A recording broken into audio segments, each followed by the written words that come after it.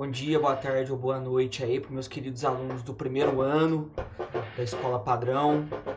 Mais uma semana aí com nossos estudos longe da sala de aula. Paciência, né? Para dar conta aí desses pets, mas bora lá. O momento é o que temos e bora fazer. Esse vídeo de hoje, gente, como vocês devem estar vendo aí na tela de vocês, é para discutir então, para corrigir e debater então as questões referentes à semana 3, cujo tema escravidão e resistências. Mais especificamente a discussão sobre a questão dos quilombos, do racismo e da resistência escrava contra a opressão colonial, do sistema colonial em cima do trabalho. Lembrando, nós já discutimos isso nas outras aulas, nas outras atividades, que é o quê? Esse sistema criado pelos portugueses aqui no Brasil para a produção, por exemplo, do açúcar, da mineração, do café, para ser lucrativo, precisava do trabalho escravo. Ou seja, era um sistema que sustentava a partir da exploração de um outro grupo étnico, trazido forçado de um outro continente. Já discutimos isso também, como que era dolorido, sofrido para essa população africana, escravizada no seu continente, transportada forçadamente até o Brasil para trabalhar aqui na colônia. Beleza, pessoal? Seguinte, que interessante da semana 3. Para quem fez aí com atenção ou para quem ficou com algumas dúvidas. Primeiro, aquela visão muitas vezes trazida por algumas novelas, por alguns filmes, de que o escravo, o africano escravizado, ou o escravo nascido aqui no Brasil, ele aceitou ou ele foi um coitadinho, que ele só apanhou, que ele, enfim, obviamente a escravidão se sustenta com a violência. Porém, contudo, entretanto, houve resistência. Houve resistência das mais diversas formas. E é isso que é interessante de vocês separarem aí nos textos que vocês, então, analisaram para fazer as atividades. Primeiro, conceito, então, para a gente entender isso. Quilombo, aqui no Brasil, ou mocambo, como a gente está marcado aqui na primeira parte, é um local, uma comunidade formada por aqueles que fugiam. Resistiram ao sistema escravocrata, ou seja, pegaram suas coisas, tentaram fugir, tentaram a sorte, entre aspas, a partir de uma fuga, seja coletiva ou seja individual.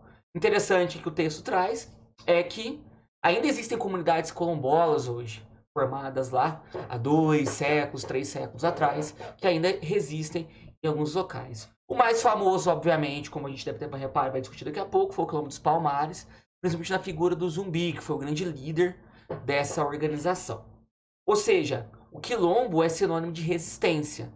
Ou seja, daqueles sujeitos, daqueles africanos escravizados que resistiram à escravidão. Outro ponto importante, pessoal, como que a questão do racismo é importante. Por quê? Porque a escravidão é baseada numa premissa racista.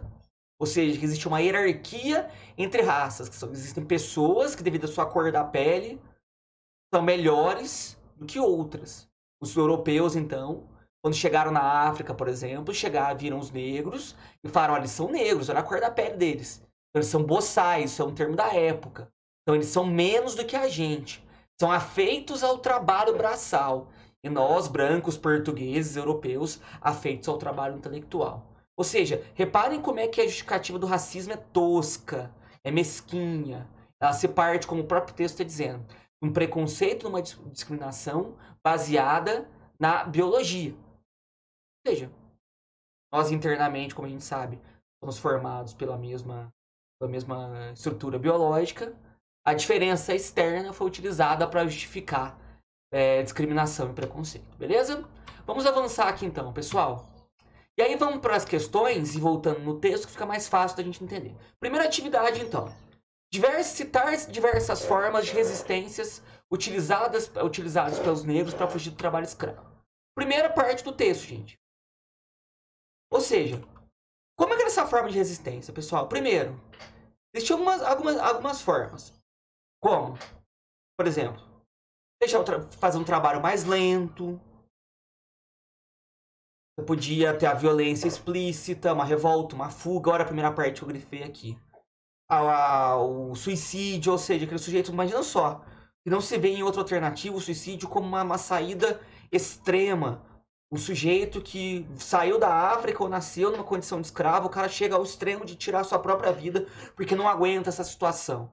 Isso demonstra a gravidade, o crime que foi a escravidão para essas etnias. Não podia ser o assassinato, a própria capoeira, enfim.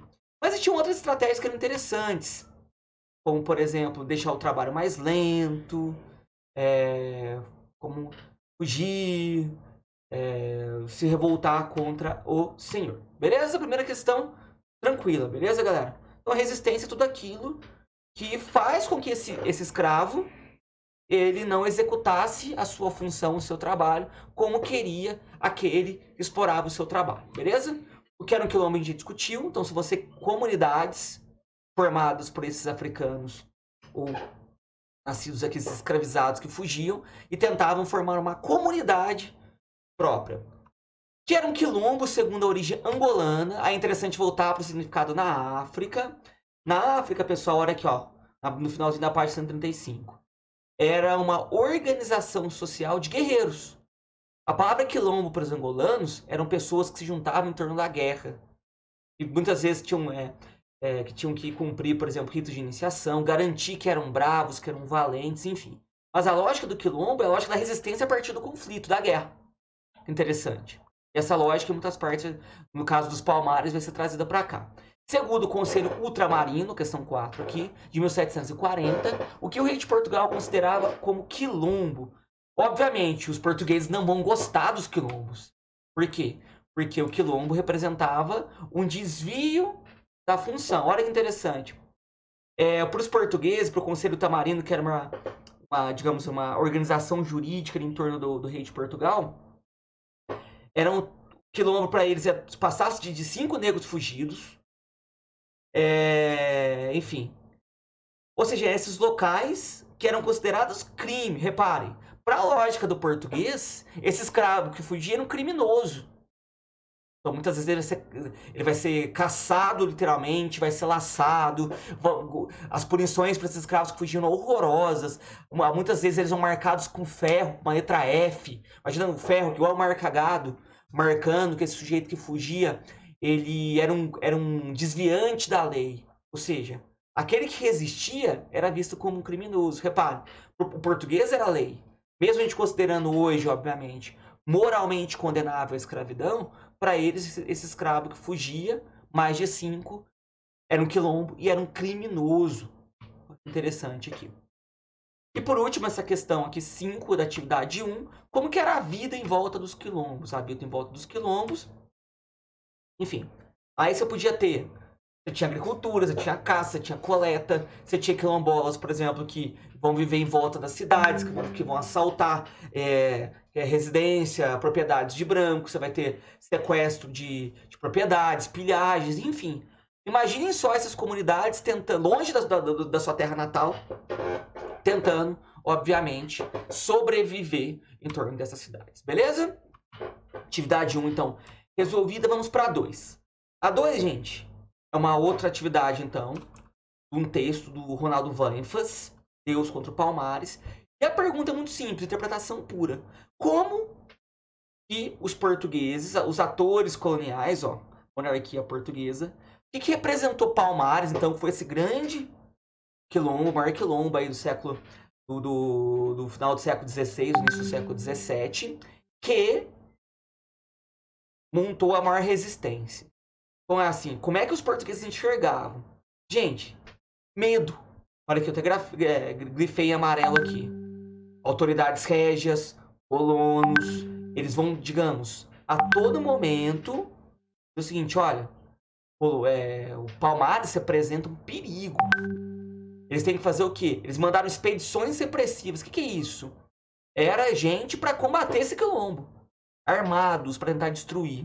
Então os agentes do colonialismo não souberam o que fazer, apavoraram, tentaram negociar, mas por fim eles vão acabar destruindo, porque qual era o maior principal perigo para eles? Era o exemplo. Palmares dando certo, incentivava outros escravos a fugir e tentar ir para Palmares. Palmares vai chegar a ter mais de 20 mil pessoas. Olha que interessante. Beleza, galera?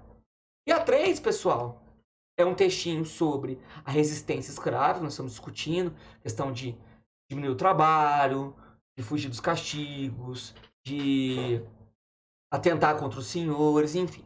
Essa atividade é mais uma conclusão de como vocês entenderam, então, como que se deu essa resistência escrava.